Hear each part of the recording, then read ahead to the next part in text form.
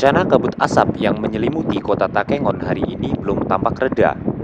Jarak pandang hanya sejauh 500 meter sampai 1 kilometer saja, meskipun hujan sudah mengguyur wilayah ini petang tadi. Menurut pengamatan tim lintas gayo.co, kabut asap tertebal tampak dari sisi sebelah barat kota Takengon.